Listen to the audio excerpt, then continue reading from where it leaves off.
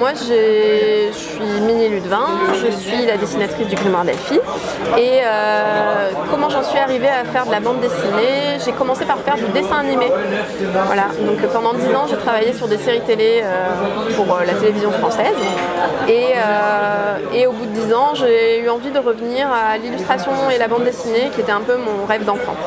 Oui, c'est chouette parce que du coup à chaque tome on explore des traditions locales et on essaye d'ancrer l'histoire l'intrigue de chaque tome dans des spécificités régionales, voilà, et de trouver des idées de magie liées aussi au lieu qu'elle visite.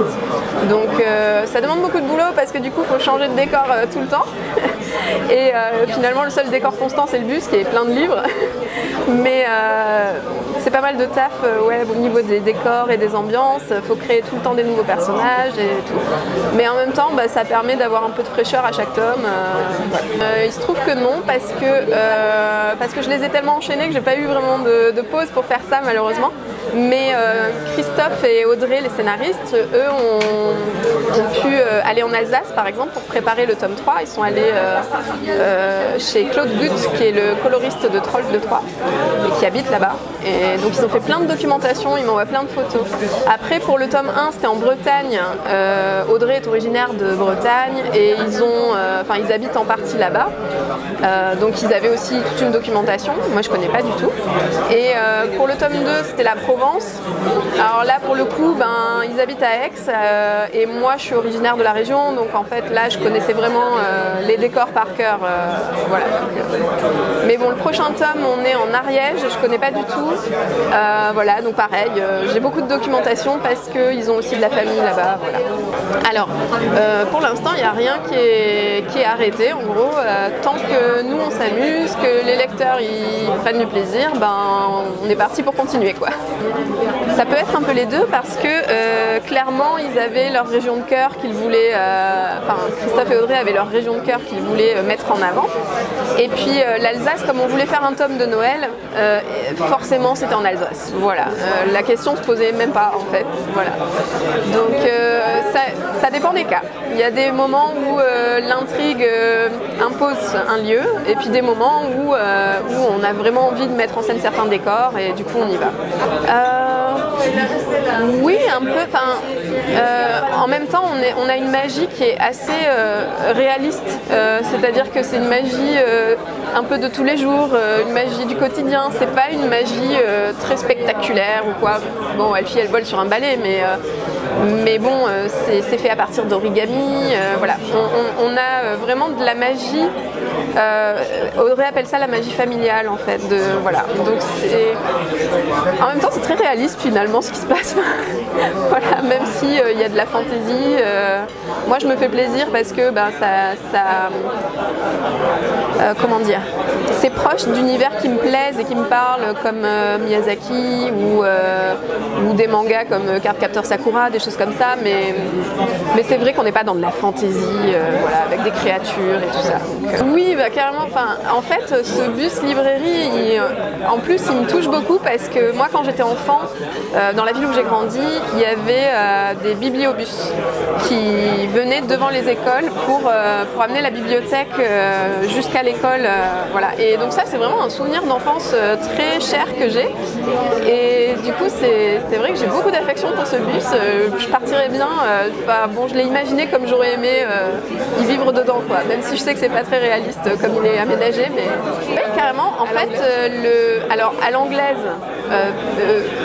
je sais que Audrey et Christophe se sont inspirés de deux choses pour créer le livre qui pue, le bus librairie. Ils se sont inspirés d'une part d'un salon de tatouage qui est dans un bus anglais du côté d'Aix et qu'ils ont trouvé incroyable. Et ils se sont inspirés aussi d'une vraie librairie ambulante qui existe, qui s'appelle Le Mot qui roule, qui est dans un gros camion rouge. Voilà. Et donc c'est une librairie qui a inspiré la librairie d'Elfie. Voilà. Et le truc fou, c'est que au Mot qui roule, il y a une des petites clientes habituées qui est venue acheter le premier tome d'Elfie, et cette petite cliente, elle s'appelle Elfie. Donc la boucle était bouclée.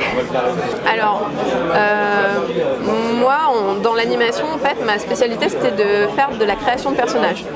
Donc du coup, c'est vrai que c'est une notion super importante que le design du personnage soit en adéquation avec ce qu'il doit représenter, ce qu'il doit raconter.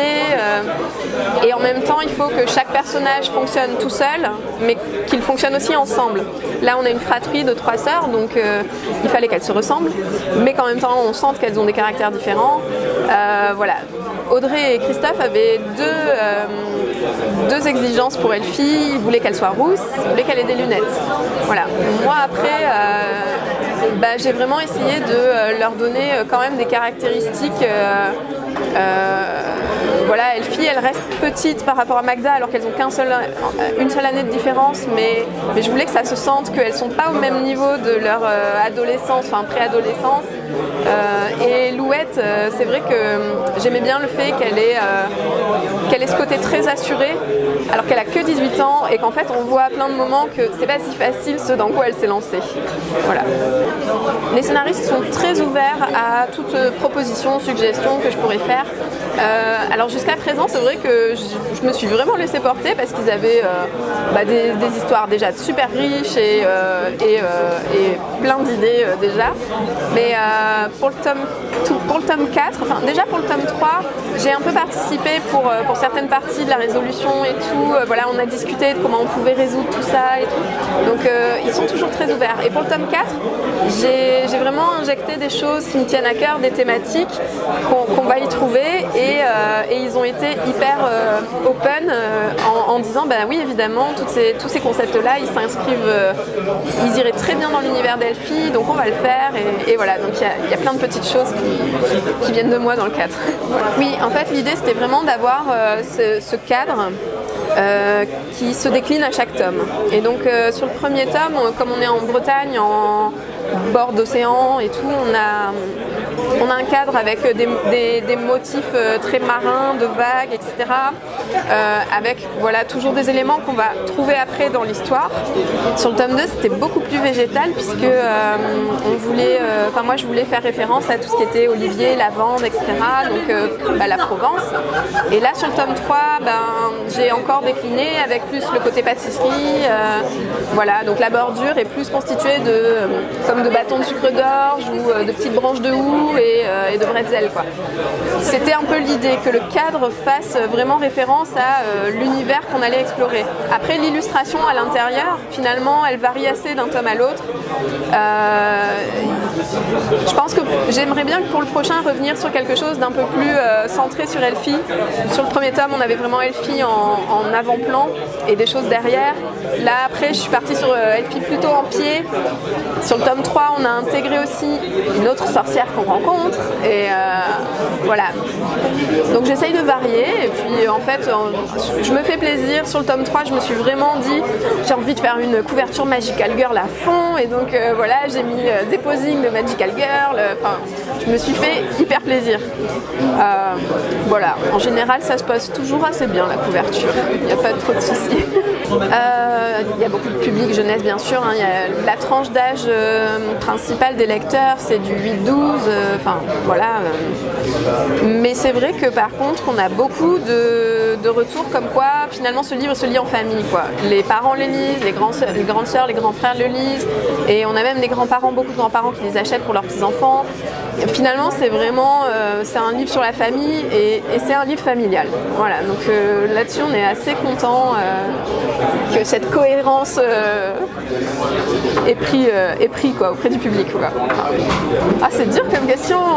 Ah, c'est super difficile. Je pense que j'aimerais vraiment rentrer dans la tête d'un scénariste parce que ça me fascine de comprendre comment on construit une structure d'histoire en fait. Voilà. J'aimerais bien rentrer dans la tête d'Audrey des fois parce que vraiment elle a une façon de construire ses récits qui est géniale. Ouais. On va dire ça.